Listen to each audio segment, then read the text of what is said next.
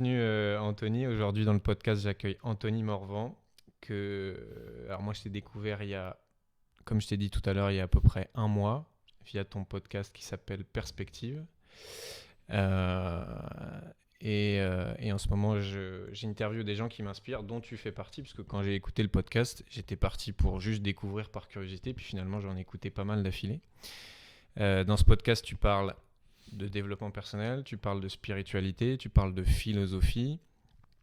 Ce que j'ai beaucoup aimé moi dans le podcast, c'est que t'es pas là en train de balancer une vérité universelle, mais d'où le titre, et tu vas pouvoir nous en parler aussi du podcast Perspective, mais que tu apportes ton point de vue à toi, qui annule pas les autres points de vue, mais qui donne une certaine vision du monde, de la vie, de la spiritualité, etc.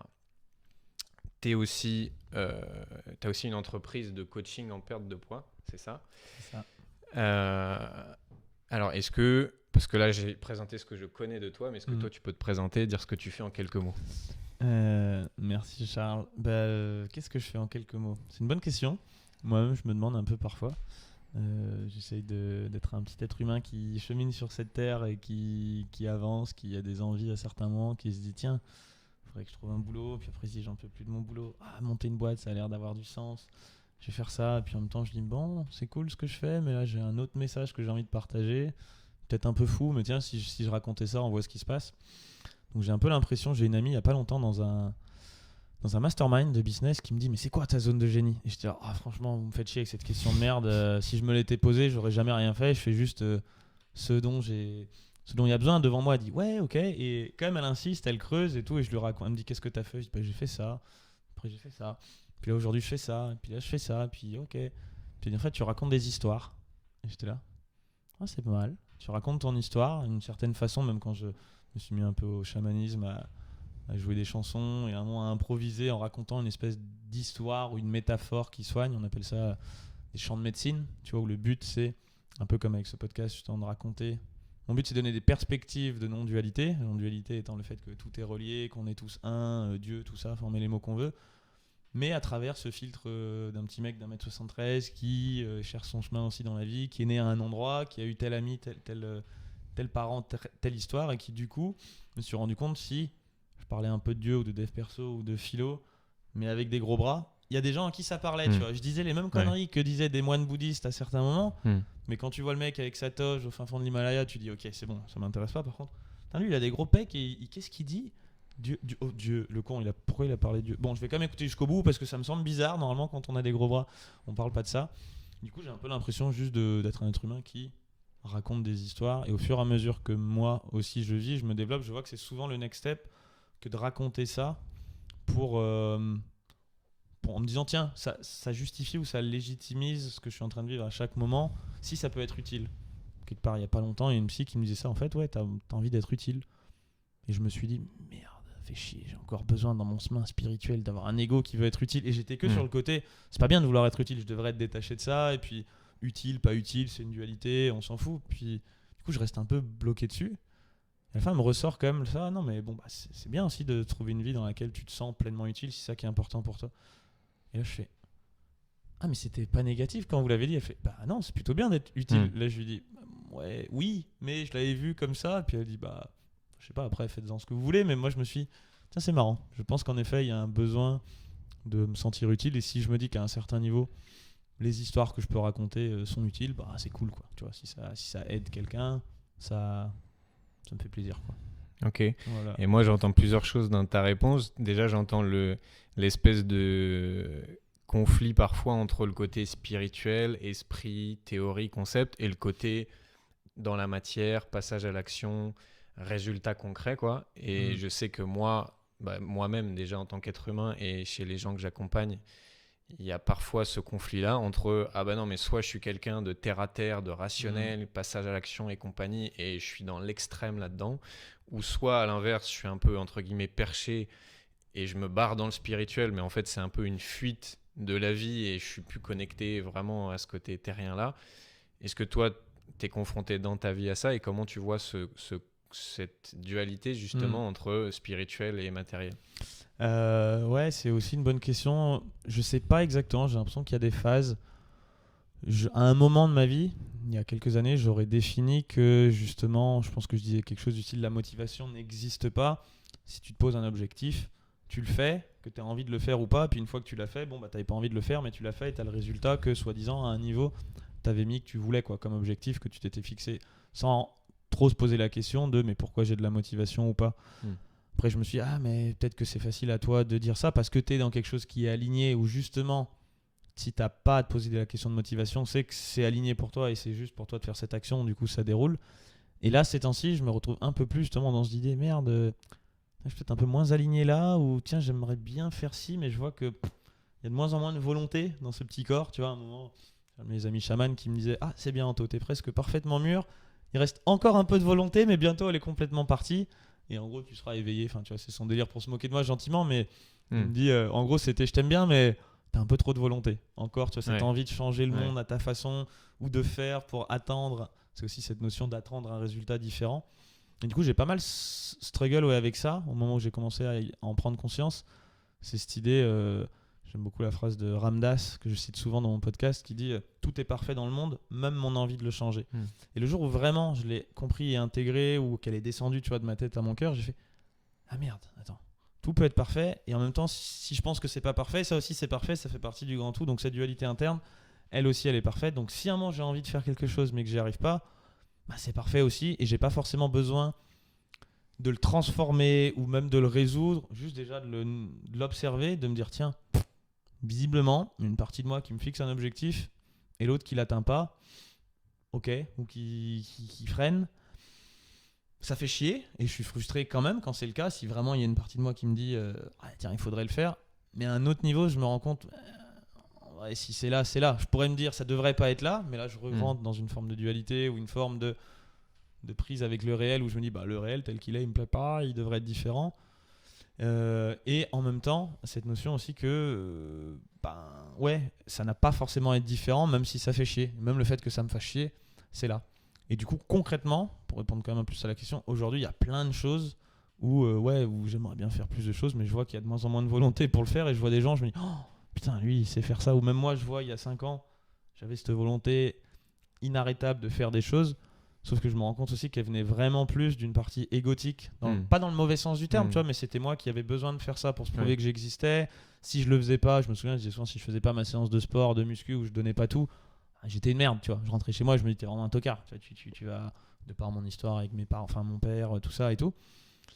Et à un moment, une fois que ça, je l'ai aussi lâché, je me suis dit c'est quoi Anto, que tu fasses ta séance de muscu ou pas, t'es un être humain comme les autres, tu mérites ni plus ni moins de vivre. Là quand même, il y a eu un peu cette force qu'on pourrait dire négative ou cette force désagréable qui me poussait à faire les choses, qui s'est un peu envolée, donc cette volonté qu'on pourrait dire aussi. Et après, je réapprends aujourd'hui un peu plus à le faire, tu vois, par amour ou par cette force un peu plus positive qui, au lieu de me faire fuir quelque chose, une force qui me tendrait à me faire aller vers un objectif. Mais en même temps, même si je veux aller vers et que je vois qu'il y a des résistances, des freins, des peurs, des trucs ou des biais de survie, tu vois, encore de l'ego qui dit ah, mais attends, si je fais ça, j'aurai l'air d'un con, ou si je fais ça, j'aurai moins de sous, ou si je fais ça, machin, ceci. Bon, je me dis ça freine. J'essaye de comprendre pourquoi ça freine, mais dans le fond, là aujourd'hui, je sais pas encore complètement bien manier cette énergie. Je savais très bien manier l'énergie de je suis une merde, faut que je me prouve à moi-même. Ça, j'étais fort.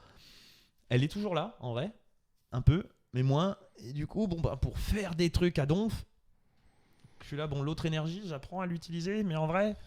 Je maîtrisais mieux l'autre, mais j'ai plus envie de le faire, tu vois. Et donc non, en vrai, j'ai l'impression aujourd'hui de moins passer à l'action, mais que c'est juste aussi parce que tous ces passages à l'action, à un moment, ils n'étaient pas forcément bénéfiques, tu vois. Ils étaient dans le niveau d'évolution à un endroit, mais aujourd'hui, je me dis, wow, de toute façon, c'est plus une vie que j'ai envie de mener non plus. D'agir comme un ouf, mais pour qui, pourquoi, à m'épuiser pour un truc qui me... Enfin, et ça résonne encore même avec des trucs que je vis maintenant, tu vois. Il y a des moments où je me dis, mais... Pourquoi je fais ça là, tu vois, ce matin là, j'étais fatigué, j'étais à Réunion, je m'assurer avec les pubs Facebook, ça, vraiment, t'as vraiment envie de le faire? Je suis pas sûr. Je suis pas sûr, tu vois. Bah, moi ça me donne, il y a plein de directions dans lesquelles j'ai envie d'aller là, avec ta réponse. Je t'envoie plein de trucs. Du coup, tu vois, je pense que ma tablette, je vais la mettre ici. les questions de base, on va les oublier. En fait, moi j'entends plusieurs choses. Déjà, tu parles de motivation, et moi j'entends les moments où t'as dit aligné, les moments où tu es aligné à ce que tu as profondément envie de faire, ce que moi j'appelle les vrais désirs, et où là tu n'as pas besoin de motivation extérieure ou de te mettre toi-même des coups de pied au cul pour y aller et t'es pas en mode volonté, guerrier, allez on y va même si on n'a pas envie.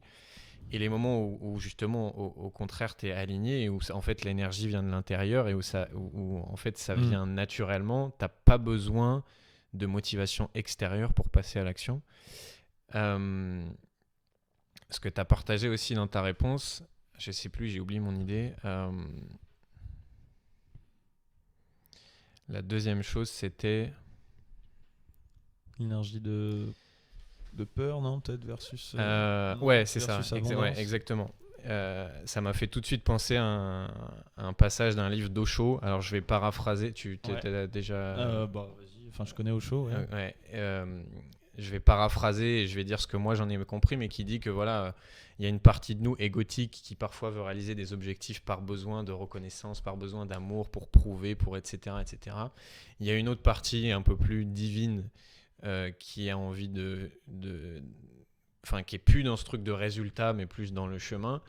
Et il réconcilie les deux en disant mais en fait dans une vie on peut avoir 80 ans, on peut passer 40 ans à aller à fond dans les trucs de l'ego, éprouver et machin, et puis ensuite passer les 40 années suivantes à dire bon bah ok, bah maintenant que c'est fait, c'est ça, je laisse. Et parfois tu sais il y a ce combat entre mais non mais c'est l'ego, mais c'est pas bien, mais je dois pas honorer ces désirs là. Du coup, est-ce que ça rejoint ce que tu disais? Bah ouais, il y a quelque chose de ça. En fait, je sais pas si tu connais la spirale dynamique, j'aime beaucoup ce modèle qui exprime un peu le développement humain. Et il y a des moments où c'est justement, pour le développement de l'ego, de devenir, c'est vraiment ce que je pense là où est la force d'Alpha Body, le programme de coaching en perte de poids que je fais, c'est avant tout un symptôme, ok, t'es en surpoids, tu sais quoi, viens, je vais t'aider à perdre du poids, mais en fait, c'est pas juste parce que je vais te dire quoi faire, même si oui, ma méthode marche mieux, enfin, sinon je dirais pas, tu vois, que je pense que la plupart des autres méthodes.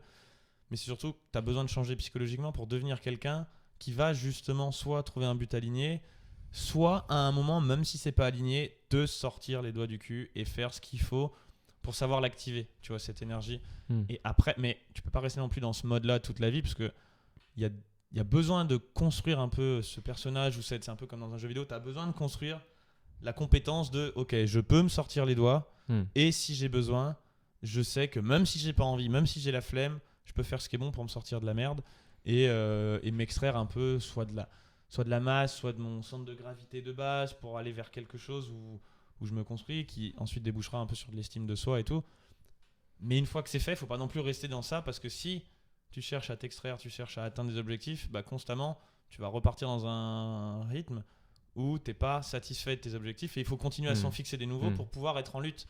Parce que si dans ta tête, tu es un guerrier ou tu es un héros ou tu es un bourrin, bah, tu vas juste sélectionner dans le réel des choses qui vont te montrer j'ai encore besoin de me battre parce que c'est la seule qualité que tu sais exprimer. Du coup, bah, dans toute l'immensité de la vie, l'infinité de ce que tu peux choisir, tu vas dire ok, c'est quoi là? Ah là, je peux me battre, allez, j'y vais. Mais tu vois même pas les autres, tu vois. Alors qu'au bout d'un moment, une fois que tu as construit ça, tu peux dire ok, je peux me battre, mais là, putain, il y a cette autre partie de la vie là où je peux juste me reposer et aller plus avec joie et avoir juste ce dont j'ai besoin et ça suffit. Donc il y a un peu les deux. Je pense que l'ego, à un moment, il est juste de le construire pour que lui-même il puisse se dire c'est bon, j'ai réussi à atteindre ça, et pour qu'il y ait une autre partie de nous que lui-même se dise bon bah ok, tout ça pourquoi, c'est quoi le prochain épisode quoi, que même lui il se dit je suis fatigué de faire ça les gars, on passe à autre chose et tu bah tiens regarde mec, tu peux vivre différemment, ok cool, mais tu pouvais pas monter sur la marche d'escalier suivante tant que t'avais pas monté ça là non plus. Donc souvent quand je vois moi des mecs parler d'éveil ou de chemin spirituel mais qu'en fait ils habitent encore chez leurs parents, qui sont jamais sortis les doigts pour finir des études, pour aller finir une journée de travail, pour machin, t'as envie de dire ok, je comprends, c'est pas toujours facile, mais déjà fais ça, deviens un être humain de base. Enfin, j'aime bien cette phrase aussi de Jack Engler qui dit You have to be somebody before you can be nobody. Tu vois, faut devenir quelqu'un avant de pouvoir ne plus être personne. Le chemin spirituel correspond plutôt à devenir personne ou à se merger dans la vie. Mais en même temps, un enfant, il a besoin de savoir lire, écrire, marcher, devenir quelqu'un, dire moi je m'appelle un tel, dire non à ses parents, se construire, dire putain, je suis trop fier de ce que j'ai fait, pour un moment dire bon, ok, tout ça pourquoi, c'est quoi l'autre partie. Et il y a un autre mec qui me vient en tête là, j'ai plus son nom, un gars qui a fondé une marque d'hôtel aux États-Unis qui a un nom français, genre La vie en rose ou La vie est belle ou je sais plus. Et en fait, il dit la crise de la mi-vie, ça devrait plutôt être 60 ans que 40. Parce qu'en fait, tu commences vraiment à vivre à 20 ans, tu vois, t'es un peu fini, ou tu t'extrais un peu plus de tes parents, même si t'as toujours les croyances psychologiques de tes parents qui font que ta vie est menée, mais tu vois, en général, la plupart des gens commencent leur vie tout seuls à 20 ans. Et après, tu passes les 40 premières années de ta vie à accumuler des choses, des objets, de l'argent, des idées, des croyances sur toi, je peux faire ci, je peux faire ça, des relations. Et après, la deuxième partie de ta vie, après la crise de la soixantaine, quand tu dis, ok, j'ai accumulé tout ça, je peux désaccumuler et retirer tout ce qui ne me sert plus à rien pour arriver avec Saint-Exupéry qui dit la perfection est atteinte, non pas quand il n'y a plus rien à rajouter, mais quand il n'y a plus rien à enlever.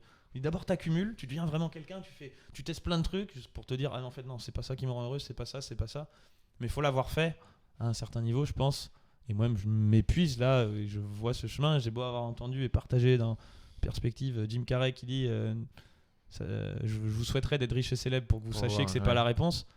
Je le sais intellectuellement, hein, mais là je suis en train de le vivre. Tu l'as pas vécu, profondément, c'est pas la même chose. et je suis vraiment en train de me dire, en fait, il a putain de raison, quoi. Tu vois, mais avec ici, quoi. Tu vois, pas avec la tête. Ouais, c'est avec ça. le cœur. Puis des fois, tu as des gens qui essayent de skipper cette étape et de déjà être en mode bah non, les objectifs, c'est pas bien, les résultats, c'est pas bien, donc on va skipper cette étape. En vrai, ils ont un putain de désir de gagner plein de thunes, d'avoir des super résultats, d'en foutre plein la vue.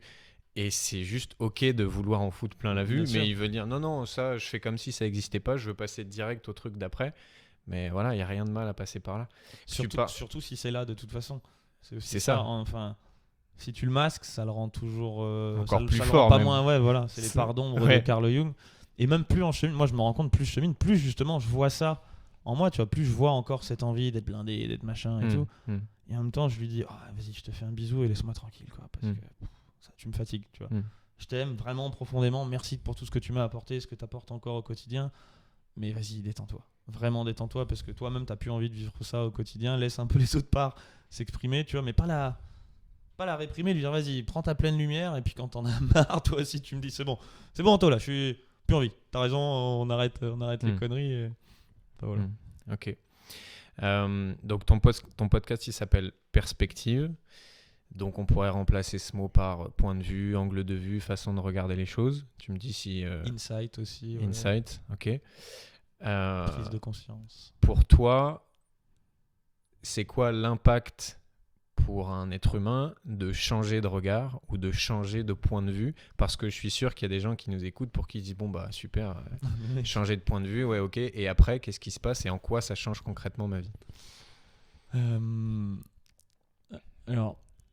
Déjà, perspective, ouais, c'est ça, c'est plus prise de conscience ou insight. J'aime bien, la vraie traduction serait plutôt insight en anglais. Insight étant vraiment une compréhension, mais un peu plus dans le corps que dans la tête, tu vois. C'est la tête qui drive, mais après, ça descend dans le corps. Et c'est un truc, par exemple, typiquement, de vraiment vivre cette citation de Jim Carrey, tu vois, c'est bien de la comprendre, mais l'insight, c'est « Oh putain, ouais, merde. Ça y est, j'ai plus envie. » Tu vois, je dis non à tout ça. J'ai compris que vraiment, il avait raison, que c'est pas ça qui allait m'apporter le bonheur. Alors que même si tu l'entends, tu peux dire oui, mais quand même là, juste un petit peu, un peu plus, pas beaucoup, tu vois, un appart un peu plus grand, un t-shirt d'une bonne marque, bien fité, tu vois, cool, ou un coca en terrasse quand même, j'ai bien le droit ou pas? Et puis t'es en train de négocier avec le truc et à un moment c'est ok, non, ah oui, ok, c'est descendu quoi. Et aussi et surtout. Après, ça s'est un peu raffiné, mais à la base, c'était plutôt suite à une première expérience de non-dualité ou une expérience mystique ou de connexion à Dieu. Enfin, on appelle ça comme on veut, tu vois, de vue à travers les illusions ou le fait d'être quelqu'un, de me dire... C'était, je l'ai nommé perspective avec un S et entre parenthèses, parce que mon idée, c'est nous sommes tous, en tant qu'êtres humains, et avec nos points de vue à chaque instant, voilà, on a tous une façon d'expérimenter la vie. Et... le fait que le S soit entre parenthèses, c'est aussi qu'il y a quand même certainement une vérité. Enfin, c'est quand même ma croyance qu'il y a une vérité unique, même si cette vérité est qu'elle est toujours changeante, qu'elle n'est pas accessible, en tout cas qu'on ne peut pas en parler. C'est un peu le taoïsme. Le Tao qu'on peut nommer n'est pas le vrai Tao. Voilà, cette vérité dont je parle, c'est pas celle-là. Tu vois. C'est ça qui est paradoxal avec ce podcast. C'est pour ça que j'ai trouvé dans le nom un truc intéressant. C'est bon les gars, oui il y en a une, mais en fait le fait que je dise qu'il y en a une, c'est pas celle-là. Et en même temps, j'ai le droit d'essayer, d'en donner plein, entre parenthèses, entre parenthèses, même si elles servent un peu à rien et c'est jamais que les miennes qui m'appartiennent. Mais à un moment, peut-être qu'une seule de celles-là, ça peut faire un petit... qui produit un effet de ça passe de la tête au cœur. Et là, la personne expérimente un peu, tu vois, cette vérité. Encore une fois, qu'on peut l'appeler Dieu, non-dualité, ce côté que, ah merde, il y a une vie hors langage, hors ego, hors tout ça. Et qu'en fait, j'essaie d'apporter peu des pointeurs de non-dualité. Ça pourrait être un peu comme une pancarte ou un doigt, je crois que je le dis aussi souvent. C'est un peu comme un doigt qui pointe vers la lune étant la vérité, mais qu'on ne peut pas vraiment décrire non plus, et je peux pas te décrire la lune. La seule chose qui peut se passer, c'est la regarder et se laisser transfigurer par la beauté de la lune. Ouais. Mais quand même, à un moment, si tu es en train de regarder là, tu as besoin de quelqu'un qui dise regarde par ici. Tu vois, là, je fais avec mon doigt un mouvement qui montre un peu vers la lune. Et peut-être que ça là, le mec va dire bah non, il est bizarre ton ongle et tout, trop chelou, ta main. Ouais, on voit que t'as pas beaucoup travaillé manuellement dans ta vie, parce que t'as pas beaucoup de cornes ou machin. Bon, ok, ce pointeur-là, il a pas parlé à la personne. Puis j'en fournis plein, les miens, tout comme on fait tout un tas de mystiques depuis la nuit des temps, tu vois, où ils partagent une certaine histoire. Et de temps en temps, il y en a un où ça fait. Et peut-être que les gens regardent, disent oh le bâtard. Ok, je comprends ce qu'il essaie de dire. Et en fait, c'est tout. Donc, ma seule prétention, ce serait de contribuer à ce petit mouvement-là, où moi, je sais que ça me fait du bien, ça me soigne de partager mes histoires. Il y a un côté aussi logothérapie, où moi-même, je sais ce que je pense quand je l'exprime.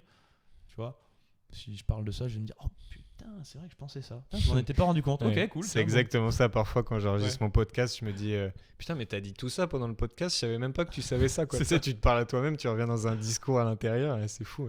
Ouais. Ça sort tout seul, et le cheminement se fait grâce à chaque mot qui servent de marche d'escalier aussi, t'en sors un, puis un autre, tu sais pas où ça va, tu fais ah, j'ai dit ça. Ah, mais c'est pas con. Ouais, j'aime bien, je la garde, tu vois, et puis en plus, ça tombe bien, c'est enregistré sur un podcast. Les autres peuvent pouvoir servir aux gens. Et puis moi aussi, parfois, il y a des gens qui me disent ah, j'ai écouté ton podcast, celui-là était trop bien. J'ai dit quoi là-dedans? Je le réécoute et je fais ah, c'est vrai, c'est pas mal. Je me souvenais pas, je sais pas pourquoi j'ai dit ça, mais c'est pas mal. Tu sais qu'il y a pas longtemps, j'ai mis un post sur Facebook en disant je viens d'écouter mon propre podcast et je me suis auto-kiffé. Je te jure, j'étais avec mes écouteurs, je me disais putain, c'est pas mal ce qu'il raconte le gars, quoi. Exactement.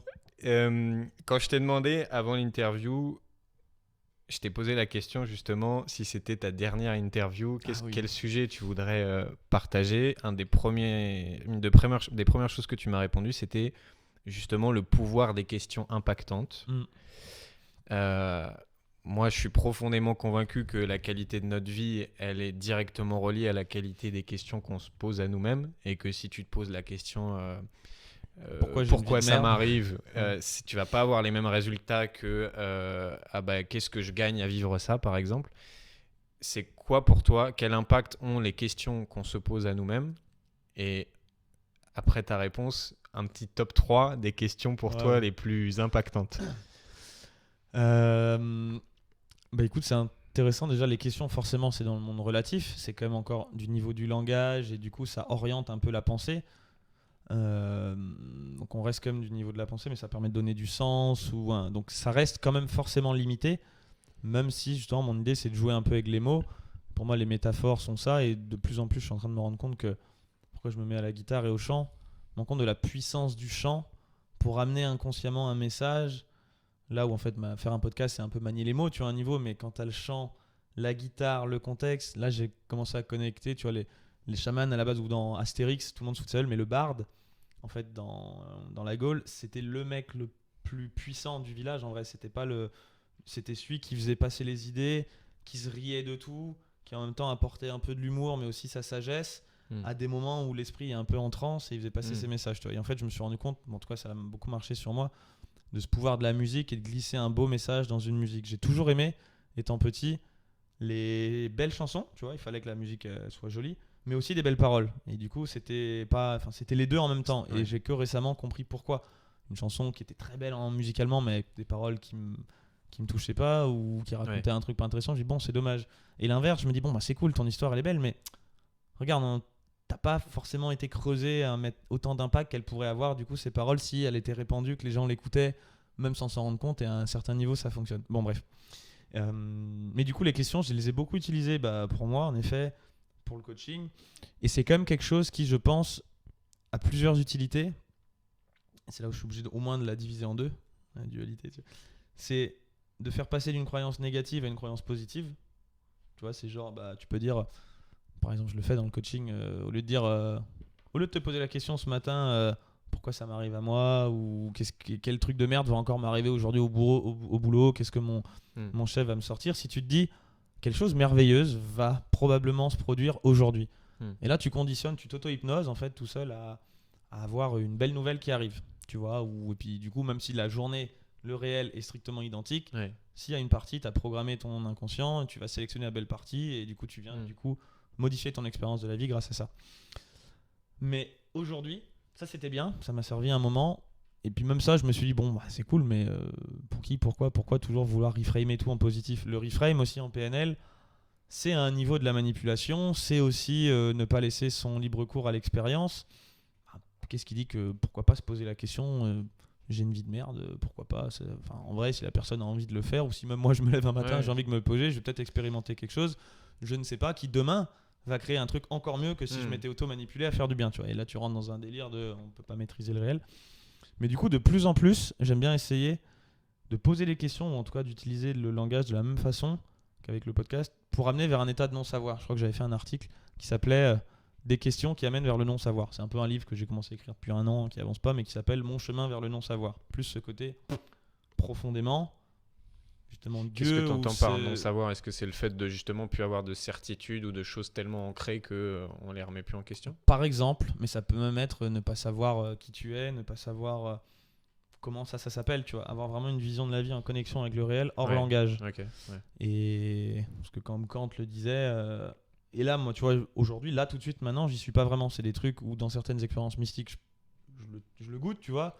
Mais après, je reviens et quand même, là, c'est comme si j'avais comme le voile. Et non, ça, j'ai bien l'impression que toi, t'es un personnage isolé, que moi aussi, que là, il y a une boîte rouge, mais un peu plus perchée. Parfois, je vais être en mode, en fait, cette boîte, elle s'appelle boîte parce que j'ai décidé qu'elle s'appelait boîte, mais c'est une manifestation magnifique de la vie qui se présente devant moi, je ne sais pas comment. Il y a eu des milliards d'interactions de petites cellules sur Terre qu'on appelle des êtres humains qui ont produit ça, qui l'ont posé là. Mais dans le fond, c'est un miracle comme un autre. Comme dit Einstein, il y a deux façons de voir le monde, comme si rien n'était un miracle ou comme si tout était un miracle. Une poubelle ou cet enregistreur ou ce micro, profondément, si tu le vis comme ça, c'est pas un micro. C'est un miracle. Et c'est pas non plus un miracle, parce qu'un miracle, c'est encore un mot, mais c'est un truc où je sais pas ce que c'est, profondément, tu vois. Alors ça fait un peu flipper, ça fait un peu... on devient fou et tout, mais quand même, à un certain niveau, le réel, ça, c'est pas un micro, quoi. Dans le réel, c'est quelque chose, mais qui a pas de mots. Bon, bref. Et du coup, j'aime bien ces questions qui amènent sur ce genre de choses, et il y en a une, là, par exemple, qui m'est arrivée, qui m'est venue il y a pas longtemps. Il y avait une personne qui s'appelle Céline, dans un mastermind, qui a une école de médium, ça s'appelle l'école des médiums. Et il y avait un pote à moi qui s'appelle Edouard Meyer, qui a le site internet myguitar.com, qui était là, bon Céline, je suis intéressé, c'est quoi? Enfin, Céline me disait, bon Anto, j'aime bien tes posts sur Insta, on voit qu'il y a une vraie, je sais pas, sagesse ou un truc, ça part vraiment du bon endroit, ta façon singulière d'exprimer tout ça et tout, cool. Puis je sais pas, elle demande pas comment ça devient, tu vois, elle dit justement, je te demande pas d'où, mais voilà, on voit que ça part d'un certain endroit et tout, je dis cool.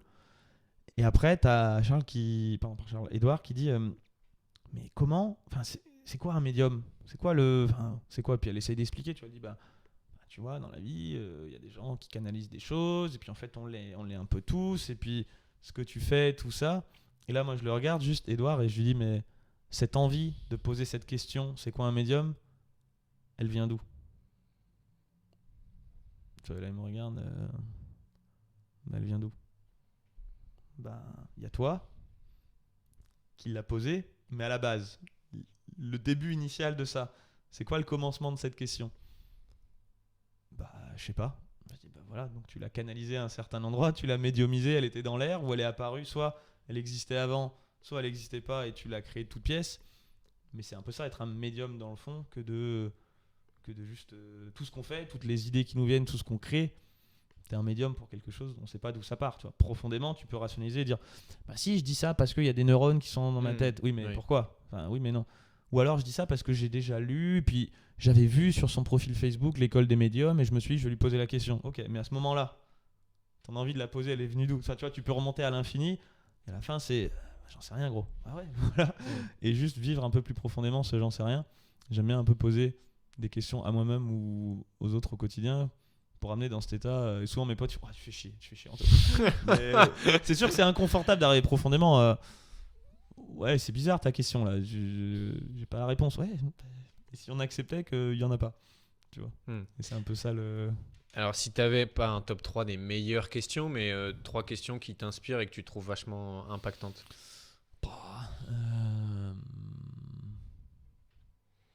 Là, comme ça.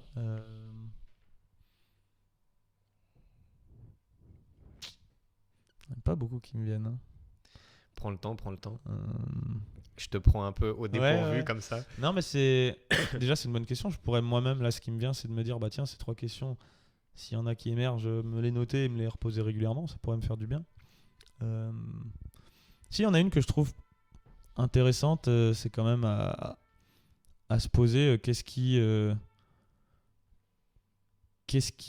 me donne de la joie au quotidien, tu vois, qu'est-ce qui vraiment m'anime un peu, parce que parfois je peux rester un peu justement dans les contraintes, dans les il faut faire, mais plus trop se poser la question de pourquoi je dois faire, je le fais par habitude, et en fait est-ce que ça m'anime, et aussi qu'est-ce qui me donnait de la joie avant, qui m'en donne plus aujourd'hui et que je peux lâcher, tu vois, parce que il y en a sûrement aussi par habitude, je me dis bah c'était cool, hein, c'était cool, mais bah, j'ai changé aujourd'hui, c'est plus cool. Et c'est un deuil à faire, tu vois. C'est super Bien dur, sûr, ça ouais. aussi, ce genre de choses.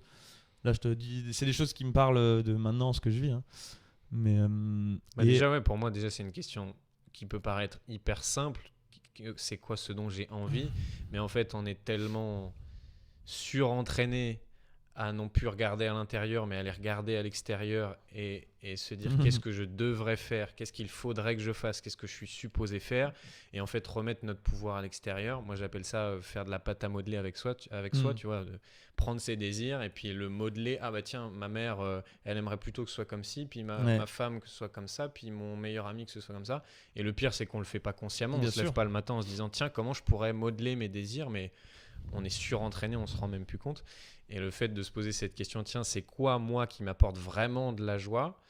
Bah, tu changes et tu reviens à l'intérieur de toi au lieu de regarder dehors, quoi. Ça me fait penser à c'est le côté connexion un peu, soit à soi, à la source, on l'appelle comme on veut. Mais ça me fait penser à la CNV. Je trouvais ça très bien comme concept, la CNV, sauf que là où ça bloque. Alors, la CNV, pour ceux qui écoutent et qui ne connaissent pas, c'est la communication non violente. C'est ça. Avec les 4 étapes qui sont d'abord nommer les faits, ensuite, par exemple, au lieu de dire putain, quand t'es arrivé en retard, tu m'as cassé les couilles et t'as plus jamais intérêt à refaire ça, tu vois, ou un truc du style. Je précise qu'Anthony dit ça parce que je suis arrivé 20 minutes en retard à l'interview. Il est en train de me mettre un tacle discrètement. et alors qu'en fait, non, je t'ai dit un truc du style écoute, génial, de toute façon, j'avais une conversation importante à finir. Mais même si, donc j'ai aucune velléité, c'était parfait, t'aurais pas pu arriver une minute avant, tu vois. Mais même si c'était ce que j'avais voulu dire, la CNV dirait qu'il faudrait dire écoute, quand t'arrives en retard, je me suis senti, non même pas respecté, parce que ça c'est encore remettre de la faute, je me suis senti triste, parce que mon besoin c'est de me sentir valorisé et que les gens comprennent mes demandes. Du coup, s'il te plaît, la prochaine fois, si on se donne rendez-vous, arrive à l'heure, quoi. Il y a quand même une différence d'énergie entre les deux. Mais quand même, là où ça pointe, ça flanche en général, c'est sur la partie mes besoins. On est habitué, et moi le premier à dire ah, ça me fait chier, toi tu le fais, c'est ta faute, c'est machin. Ouais, mais c'est quoi ton besoin? Qu'est-ce que tu veux vraiment? Imaginons là tout ça se passe bien, c'est quoi qui est important pour toi d'être riche? Non, ça c'est pas un vrai besoin, tu vois. C'est quoi la vraie émotion que tu veux connecter ou le truc? Et là en général, pour moi, tout le chemin spirituel il commence aussi vraiment là, quand tu te dis attends, les besoins que je pense ressentir, en fait, ce sont pas les miens. Enfin, ils m'ont été donnés par la société, par d'autres gens. J'ai fait un amalgame avec tout ça et je sais pas lesquels sont les vrais. Et en même temps, dans une optique non duelle, ils sont pas plus faux que les autres non plus parce que tout ça c'est mêlé pour aujourd'hui faire ce qui est là maintenant. Donc là maintenant, si ton besoin c'est d'être vu, d'être milliardaire, bon bah c'est là. Je suis pas non plus quelqu'un pour dire que ça devrait pas être là puisque c'est là. Mais après, on a le droit aussi de se dire bon, peut-être que quand même il y a un vrai besoin plus profond sur lequel je peux cheminer. Et en fait, juste cette question, du coup, pour finir, ce serait cette troisième. Quels sont mes besoins? Putain, le jour où j'arrive à répondre à cette question dans l'instant, tout le temps, il va se passer quelque chose. Parce qu'en vrai, je me rends compte que je suis pas au contact de ça très souvent. Plus qu'avant, tu vois, probablement. Et encore que, c'est l'histoire que je me raconte, ça aussi. Mais en vrai, chaque jour qui passe, je me dis, putain, merde, j'avais l'impression que c'était super aligné. Dans le fond, bah non, pas vraiment. C'est parce que c'est plus qui vibre, tu vois. Ouais, parce qu'il y a le fait de se poser la question, mais en fait, entre guillemets, c'est pas suffisant parce que même des fois, on se pose la question, mais on va encore répondre par des fantasmes de l'extérieur ou des trucs qu'on est venu rajouter par-dessus nos désirs. Et c'est pour ça que pour moi, c'est pas si facile que ça de découvrir ce qui te fait kiffer dans la vie. Des fois, les gens pensent que il suffit de te poser la question, tiens, qu'est-ce que j'ai envie de faire de ma vie pour avoir une réponse? Ah, c'est bon, je sais. Mais Bonne si chance. c'était le cas, 99% des gens que tu croiserais dans la rue, ils seraient hyper épanouis, ils auraient le job de leur rêve, la vie de leur rêve. Et en fait, comme il y a tout un tas de conditionnements par-dessus et d'idées de l'extérieur, c'est pas si facile que ça. Moi, j'ai envie de partager 2 autres questions sans qu'on développe parce que j'ai d'autres questions à te poser. Mais d'ailleurs, je crois qu'il y en a une là qui me vient et que c'est toi que j'ai entendu dans ton podcast à toi. Mais tu vas me dire si c'est le cas. Je crois que c'est qu'est-ce que tu ferais si tu t'aimais vraiment? C'est dans un de tes podcasts, je crois que j'ai entendu ça. Celle-là, j'ai adoré cette question parce que d'un coup, c'est une question où tu t'arrêtes et tu reviens à l'intérieur. Et, ok. Et il y en a une deuxième que moi j'adore aussi, c'est qu'est-ce que tu gagnes à et tu vois, s'entraîner à voir les avantages ou l'opportunité dans la crise ou les avantages alors que tu vois que ce qui t'arrive, tu as l'impression que c'est la plus grosse des tuiles qui peut t'arriver, mais tiens, qu'est-ce que tu gagnes à Pour moi, ça fait partie des questions hyper impactantes. Pour dépolariser aussi la situation actuelle, c'est-à-dire bon, ok, je vois que le négatif, mais en fait, il y a par définition, si on accepte la non-dualité, autant de positifs dedans sur lequel je me concentre pas. Et en le voyant, ça m'aide en plus à le changer parce que je suis plus en mode il faut absolument que ça s'arrête parce que c'est horrible. Non, c'est neutre. En vrai, bon, du coup, je peux décider un truc neutre de le changer ou pas. C'est ça. Et puis, on n'est pas non plus dans la pensée positive de il faut voir que ce qui est bien, ce qui est positif, ce qui est beau. Ça ne nie pas qu'on peut voir aussi les inconvénients et ce qui nous fait chier.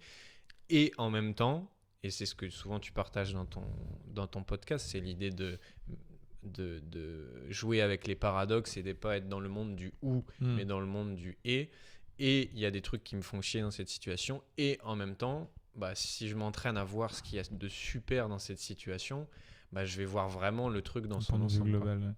Il y a une autre question qui m'est venue que un de mes mentors qui s'appelle Dan Spierschneider, chez lequel j'ai fait un stage spirituel de 9 jours à Paris, qui est pas mal inspiré du stage Avatar, qui était un truc américain un peu connu, peu importe.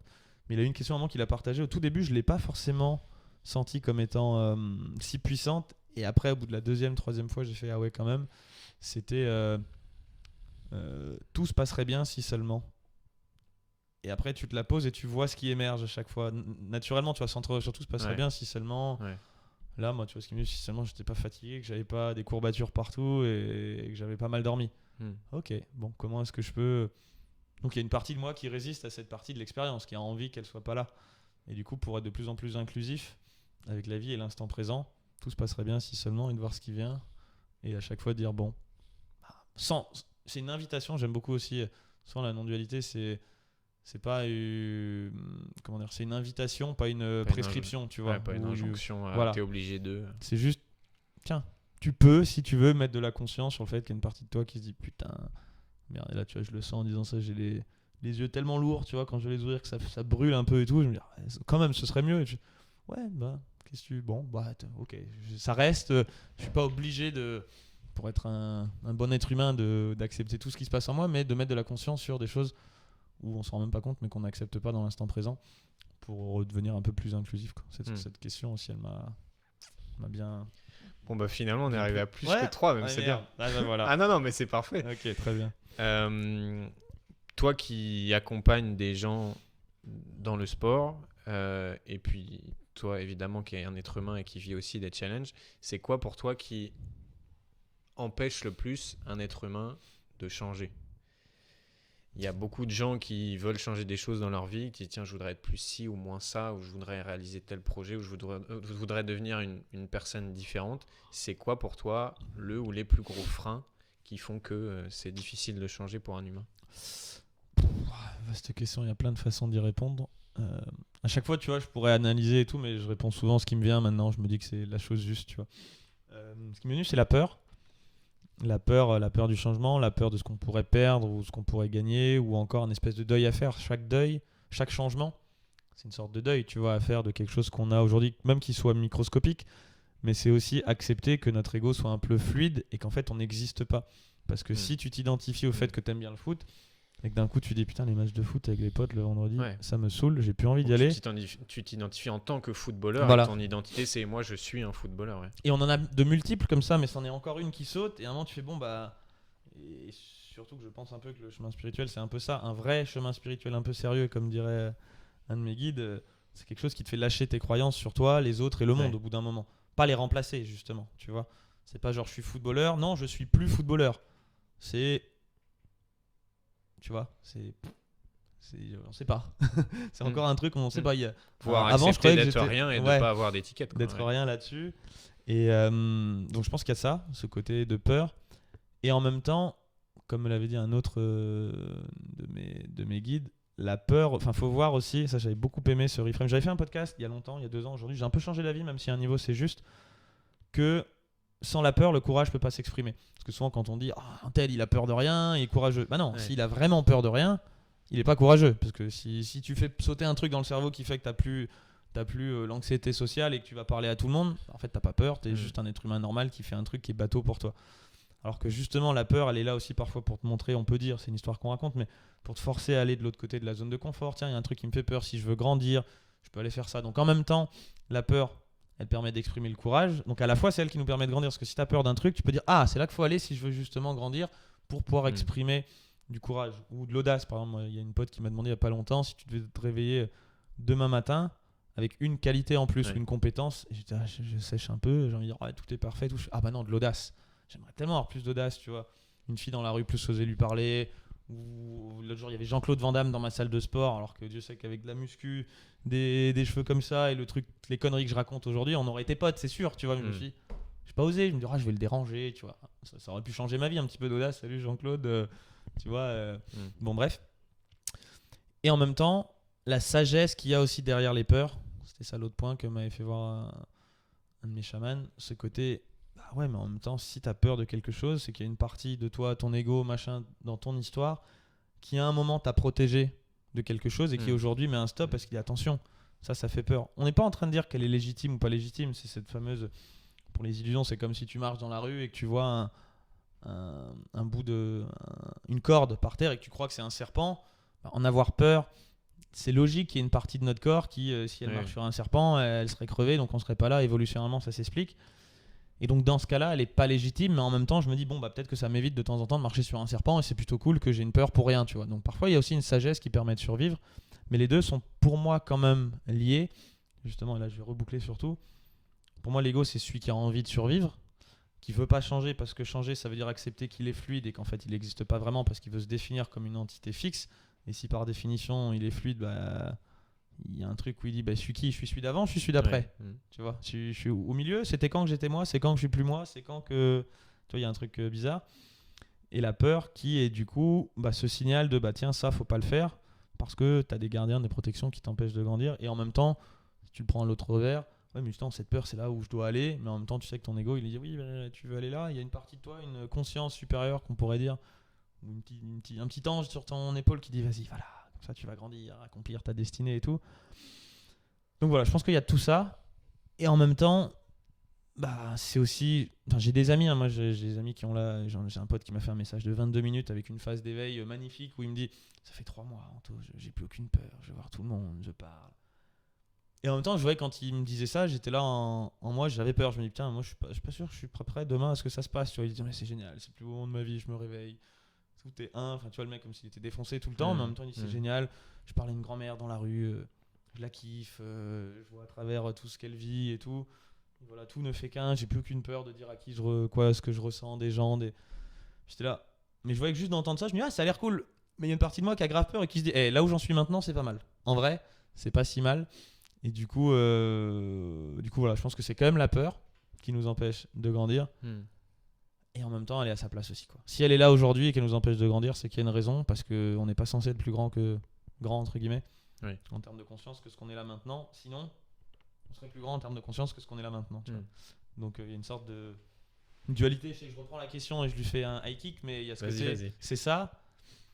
Mais en même temps, c'est très bien comme ça, quoi. Ouais. Même si ça fait chier. Ouais, parce que derrière, les gens pourraient se dire, ah bah du coup, il faut pas avoir peur, ou la peur c'est pas bien, ou voire même pour les hommes encore pire, bah non, si t'es un bonhomme, en gros, t'as pas peur. Bonhomme. Alors que bien sûr que la peur, On a tous peur, parfois, heureusement, juste qu'elle est là et qu'elle nous permet plein de choses, et en même temps, ça peut être une porte d'entrée pour nous dépasser, d'aller au-delà de cette peur-là, et en gros d'agir malgré la peur, quoi.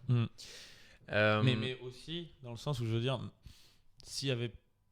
Bah, c'est un peu comme la douleur, c'est les gens qui ont pas de. Je crois que c'est une histoire qu'on raconte et j'espère qu'à un moment elle va bien se reboucler dans mon idée. Là, la connexion s'est faite, j'espère. Je prends le risque. C'est les gens qui ont des connexions au niveau des nerfs et qui ressentent plus la douleur. En fait, leur vie c'est un calvaire parce que s'ils mettent la main sur une plaque chaude, le truc qui brûle, certes ça leur fait pas mal, mais ils peuvent crever au bout d'un moment. Parce que si tu as tout ton membre ou si tu le mets dans un pot d'échappement, à un moment il y a tout qui brûle, tu saignes et puis tu meurs, tu vois. Donc quand même, je pense que la peur à un certain niveau, tel que la douleur, nous aide à survivre aussi, et que même si la survie, c'est aussi l'ego qui veut survivre et tout ça, dans l'instant présent, je suis bien content moi que j'ai peur de faire des trucs, que si je vois un mec dans la rue qui fait 3 fois ma taille, qui me regarde de travers, je suis bien content d'avoir peur de lui dire espèce de fils de pute, je te déglingue ta mère, pour après faire merde. Là je suis dans la merde, tu vois. Je suis bien content d'avoir eu peur et de pas l'avoir dit, parce qu'il y a des moments c'est quand même très juste la peur, même si à d'autres, quand c'est une peur psychologique qui t'empêche de faire la bonne chose pour toi, qui te maintient dans des vieux schémas, ça te fait revivre une vie de merde tous les jours, alors qu'en fait pour plein de gens ça peut être évident de il suffirait de faire ça, il suffirait que tu lâches ça, ta survie physique est pas du tout en danger là maintenant, mais c'est une autre survie de l'histoire qu'on vit, ou de la peur de l'inconnu, du demain qui est là.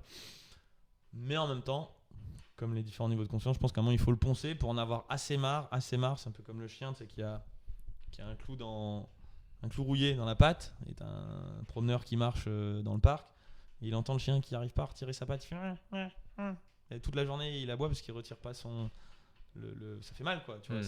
S'il le retirait d'un coup, ça irait mieux après, mais ça ferait beaucoup plus mal, donc il se dit attends, je vais rester un petit peu avec cette douleur, et tous les jours il passe jusqu'à ce jour où ça devienne tellement insupportable, la plaie s'infecte, c'est tellement du pu que la douleur de rester comme ça est plus grande limite que celle de faire.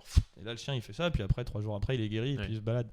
Donc je pense qu'à un niveau de justesse, c'est juste de se dire même si j'ai peur et tout et que ça m'amène dans une vie de merde entre guillemets, c'est peut-être pas assez de la merde ma vie pour que vraiment je me dise fuck, ça j'en veux vraiment plus, je prenne la table, je la retourne et je dis je sais pas ce qu'il y a derrière, mais ce qui est sûr c'est que ça j'en veux plus. Alors qu'avant c'est je sais pas ce qu'il y a derrière, ça j'en veux plus trop. Mais en vrai, c'est peut-être quand même moins pire que ce qu'il y a derrière, que je sais pas ce que c'est, tu vois. Alors qu'arrive le moment où tu dis je m'en fous ce qu'il y a derrière, c'est sûr que ça c'est fini à tout jamais, quoi. Je pense qu'il y a. Voilà. Ok. Dans le développement personnel, on entend souvent l'idée de devenir la meilleure version de soi-même. Ça, je pense que les gens en peuvent plus. Tu ouvres ton fil Facebook, les chaînes YouTube, deviens la meilleure version de toi-même, machin.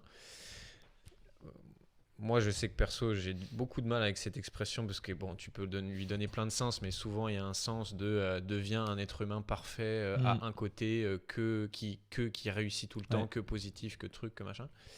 C'est quoi ton regard, toi, sur devenir la meilleure version de soi-même? C'est quoi le sens que tu lui donnes? Ouais, c'est ça la question. À un moment, clairement, j'y ai cotisé. C'est un de mes chamans qui dit ça aussi. Il dit aujourd'hui, je cotise plus à cette idée. Tu vois, il voit un peu les idées comme des égrégores, tu vois. Les égrégores, et puis il dit je mets plus 10 balles dans la machine là, je cotise plus, ça, les gens ils en font ce qu'ils veulent, ça me glisse dessus, tu vois. Et en même temps, non, je dis ça, c'est pas entièrement juste, il y a quand même encore une partie de moi qui cotise sûrement à un niveau. Mais clairement, à un moment, j'y ai beaucoup cotisé pour moi, et après, justement, en lançant Alpha Body ou autre, c'est comme un peu le message, justement, mais parce que c'est aussi juste, c'est ça qui est paradoxal, c'est pour ça que j'aime beaucoup moi, le modèle de la spirale dynamique. Il y a un moment où c'est important de prendre ce message et de l'appliquer. Et c'est ça où je me souviens, j'avais un jour dans une... on parlait de Franck Lobet, j'avais fait la vague, puis il dit les gars, tu sais son message classique qui est très bien, qui est très beau, de Neo Advaita, tout est déjà là, il n'y a rien à faire et tout. Bon, même si aujourd'hui c'est un peu plus raffiné, il t'explique que voilà, ce que tu vois, c'est ce que des trucs où tu peux en apprendre de toi en fonction de comment tu sélectionnes le réel, ça j'aime beaucoup plus, mais il était vraiment là dans une tirade très profonde et très vraie sur... arrête de vouloir être quelqu'un de différent, parce que quand tu veux faire ça, tu es en train de dire à toi-même je suis un gros tas de merde qui mérite pas d'être maintenant et tout, du coup. Mais il y avait l'injonction qui m'a saoulé où il dit Du coup, arrête de vouloir être quelqu'un de différent, Ouais. tu vois. Et je fais, Donc tu retournes le truc. là, j'ai en levé fait. la main, il dit putain, j'ai envie de continuer mon truc, et il m'a fait un truc bizarre. D'ailleurs, il regardait pas, il avait la tête tournée, mais il me dit putain, t'as un gros pouvoir d'attraction sur cette question, j'ai pas envie d'y répondre, mais je vais y répondre. Et je lui dis écoute, Franck, j'adore, je vois très bien ce que tu veux dire, et je vois tout à fait à quel point c'est juste. C'est facile de le dire quand t'as 45 ans, que t'as travaillé sur toi pendant 10, 15, 20 ans, que tu l'as fait, et que ça y est, tu l'as transcendé. Là, je lui ressors la phrase de Jim Carrey, tu vois. Je dis mais en vrai, quand même, il y a un moment où si, il faut la vivre, cette étape-là. Je suis d'accord qu'il faut arrêter de l'entendre quand ça fait 10 ans qu'on travaille sur soi comme des porcs et qu'on est encore dans le même cycle. À un moment, elle est juste quand même. T'as besoin de faire ça, tu vas devenir quelqu'un pour la... Puis il me regarde avec un petit sourire et dit bon, je sais pourquoi j'avais pas envie de répondre, mais t'as raison, ferme ma gueule. Et tu vois, puis il a continué un peu sur autre chose. Bon, je vais déglinguer son idée, mais en même temps, c'était important pour moi aussi parce que le message inverse de dire non, Oui. faut absolument pas devenir la meilleure version de toi-même. Il y a des gens qui en ont quand même besoin et moi j'en ai eu beaucoup besoin à un moment, tu vois. Et ceux qui en ont peut-être pas besoin, bah tant mieux, qui arrivent à un autre endroit sans ça. Mais je pense que, comme je disais, le mec qui habite, sans jugement, tu vois, mais quelqu'un qui habite chez ses parents, qui a jamais fini ses études, qui a pas tenu un boulot depuis 3 semaines, ouais, ce serait bien qu'ils se disent, bon, peut-être que la meilleure version de moi-même, ce serait celui qui tient un boulot pendant 3 mois, qui arrive à se payer un loyer, qui fait autre chose, qui devient indépendant. Et après, je me foutrais la paix, mais quand je me serais mis des bons coups de pression, quoi. Je pense qu'il y a ça, même si aujourd'hui, c'est plus justement vraiment le message que j'ai envie de partager non plus. Mais, et là on retombe dans le bouddhisme, j'aime beaucoup, Bouddha parle beaucoup des moyens habiles. Tu peux très bien dire des choses complètement différentes à deux personnes en fonction de ce que tu ressens, de là où elle en est dans le chemin et ce qui va être juste. C'est aussi ça la compassion. Tu as la sagesse, ça pourrait te dire oui, tout ça, il n'y a rien à faire, Dieu, t'inquiète, tu souffres. Mais oui, mais en fait, toi, tout est déjà parfait, on est réalisé, le chemin, tu verras, un jour tu comprendras que ça a du sens et tout. Bon, c'est cool, c'est facile à dire, mais t'es pas dans le cœur quand tu dis ça. Être dans le cœur, c'est aussi dire putain, la personne là, elle souffre vraiment. Et en même temps, le truc qui va peut-être lui faire du bien, c'est un message qui est complètement différent de ce que je donnerais à quelqu'un d'autre. Moi, j'en suis un peu là aujourd'hui, j'en parle beaucoup avec un de mes maîtres spirituels, justement, qui dit bah ouais. Et en même temps, après, je lui dis mais comment tu fais pour trouver le bon niveau de communication, tu vois, comment tu fais pour savoir si c'est juste. Et puis il était là, il m'a déglingué la tête. Je lui avais posé plusieurs fois la question, il me dit ah c'est bien déjà le fait que tu te poses la question, c'est cool. Ça prouve que tu es un peu sur le chemin, fais-toi confiance, tu trouveras les bons mots. Bon, je suis ok. Et je lui repose un peu la même chose, et puis un beau jour, il me dit tu vois, Anto, la différence entre toi et moi, c'est que moi j'ai arrêté de vouloir changer le monde. Et là, quand tu poses cette question, tu es encore en train d'essayer d'avoir un impact justement sur les gens avec la bon mot que tu pourrais dire. En fait, t'as pas compris que de toute façon, ça se fera ou ça se fera pas. C'est cool, c'est pour ça que je dis dis ce que tu as envie, dis ce qui te vient. On s'en bat les couilles, tu vois. Arrête de vouloir contrôler. Et là, j'étais là. Ah ouais, même si c'est dans une optique un peu positive de me dire cool, je peux trouver le bon niveau de message ou je dis l'inverse à quelqu'un en fonction de ce qui va aller. Je suis encore dans la manipulation ou dans la réflexion, dans le mental. Et il me dit fais ce que tu veux, tu vois, frère, lâche l'affaire, vas-y, ce sera bien de quoi qu'il arrive si ça part de la bonne intention, et de toute façon tu peux pas forcément contrôler ce qui va se passer. Donc pour reboucler sur tout ça, parce que je sais que je pars dans plein de tangentes, mais à un moment j'y étais à fond dans ce message, à un autre moment c'était moi qui l'enseignais, à un autre moment j'ai eu besoin d'être contre parce que ça me cassait les couilles, et puis aujourd'hui je dis oh, en fait on s'en bat les couilles, il y a des moments pour tout, c'est plus tout à fait mon message, et peut-être celui que j'enseigne aujourd'hui c'est plus bah ouais, il y a des moments pour, il y a des moments non. Donc je suis ni pour ni contre, bien au contraire, tu vois. C'est ni blanc ni noir, parfois c'est juste, parfois c'est pas juste. Voilà. Et pour moi, il y a une question aussi, en plus de ça, de c'est quoi le moteur en dessous parce que moi, et moi le premier, hein, mais beaucoup de gens qui viennent me voir où tu vois la première séance, c'est bah, on définit tes objectifs, qu'est-ce que tu veux réellement. Et donc la personne arrive armée de superbes intentions et de bah, je veux devenir ci, ça. Puis au début, moi je leur dis bah voilà, le but c'est ouvre la porte à un truc ambitieux et te limite pas quoi. Donc ouais, moi je veux être plus extraverti et puis prendre la parole en public et puis ça. Puis la personne note tous les trucs quelle personne elle voudrait devenir.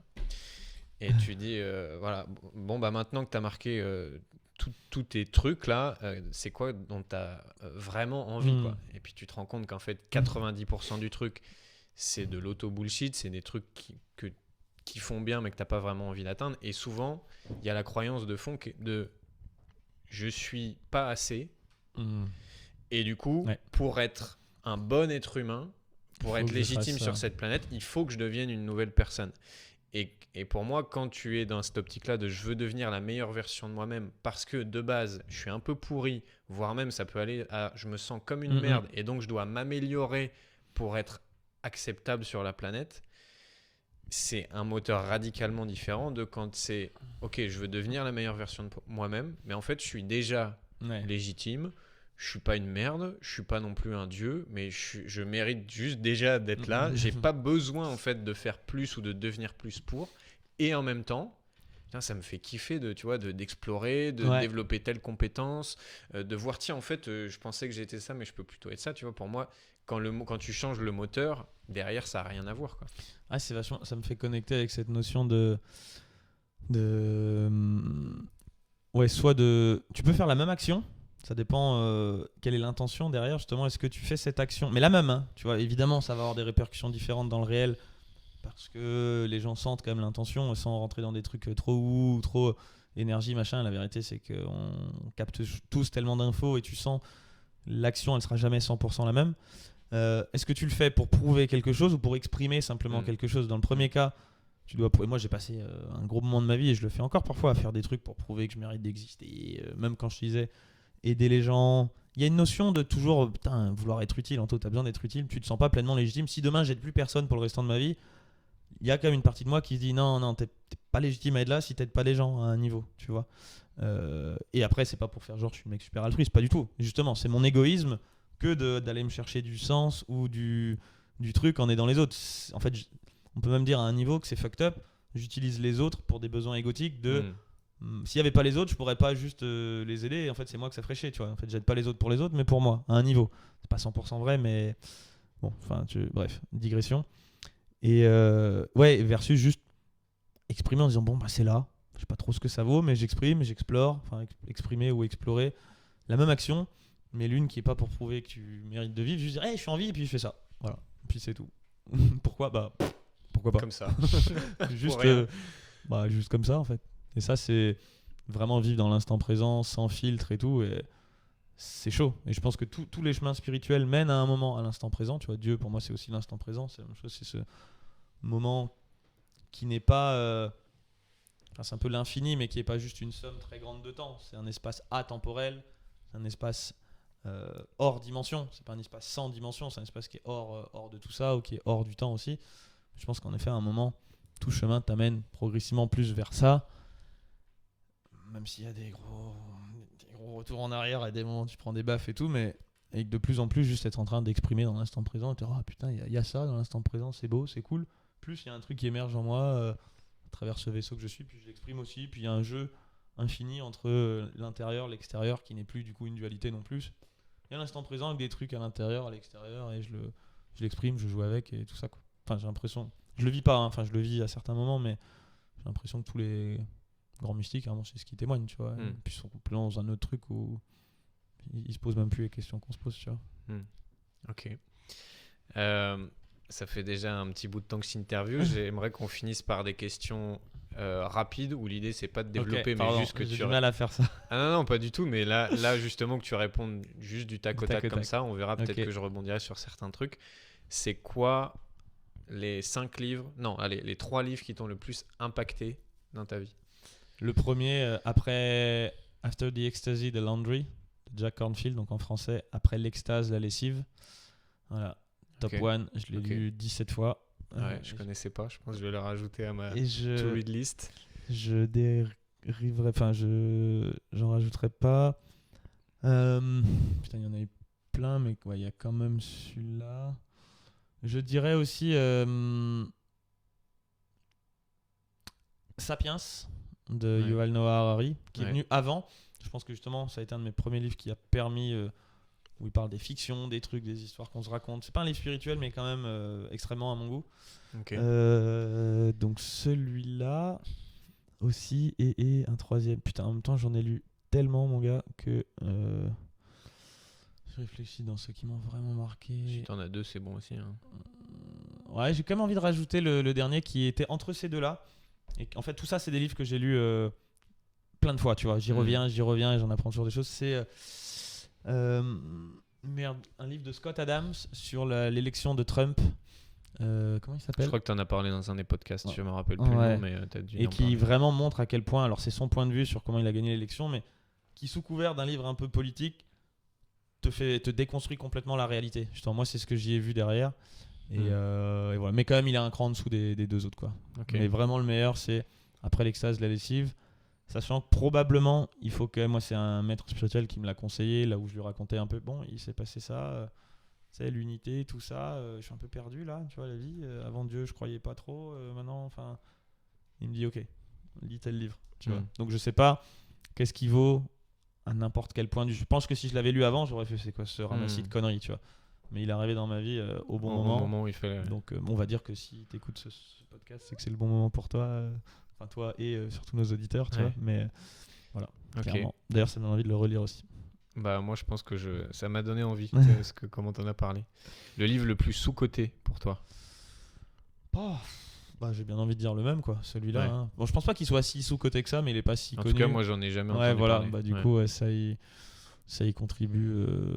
Ça y contribue quand même. Ouais. Ok. Le plus gros bullshit du développement personnel pour toi?